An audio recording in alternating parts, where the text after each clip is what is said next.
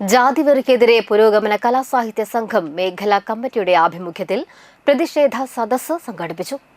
പെരിഞ്ഞനം സെന്ററിൽ നടന്ന പ്രതിഷേധ സദസ്സ് പുരോഗമന കലാസാഹിത്യ സംഘം ജില്ലാ president advocate VD. Prem Prasad ഉദ്ഘാടനം ചെയ്തു.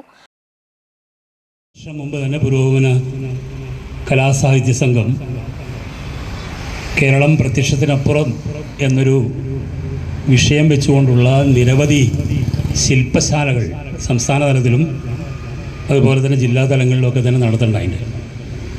അതായത് പ്രത്യക്ഷ കേരളത്തിനപ്പുറം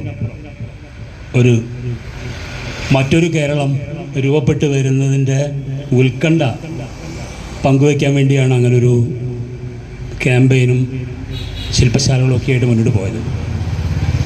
കാരണം നമുക്ക് ഇവിടെ സൂചിപ്പിച്ച പോലെ കേരളത്തിൽ ഇങ്ങനെ സംഭവിക്കുമോ എന്ന രീതിയിൽ അത്ഭുതപ്പെടുന്ന പലരും കാണുന്നുണ്ട് ഇപ്പോൾ സമീപകാലത്ത്. പക്ഷെ അത് വളരെ ക്രമാനുഗതമായി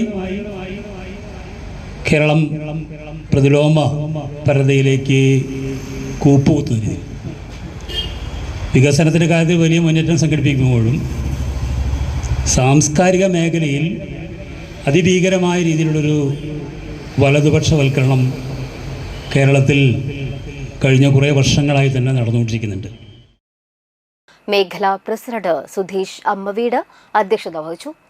മലപ്പുറം ജില്ലാ president Ajitha teacher, block panchayat president TK. Ramesh Babu, Sreenarayanapuram panchayat president mini Shaji, ജില്ലാ പഞ്ചായത്ത് അംഗം നൌഷാദ് കറുകപ്പാടത്ത്, മേഖലാ സെക്രട്ടറി ഇക്ബാൽ, ജി.സി. രഘുനാഥ്, കെ.എസ്. ദിലീപ് കുമാർ തുടങ്ങിയവർ സംസാരിച്ചു.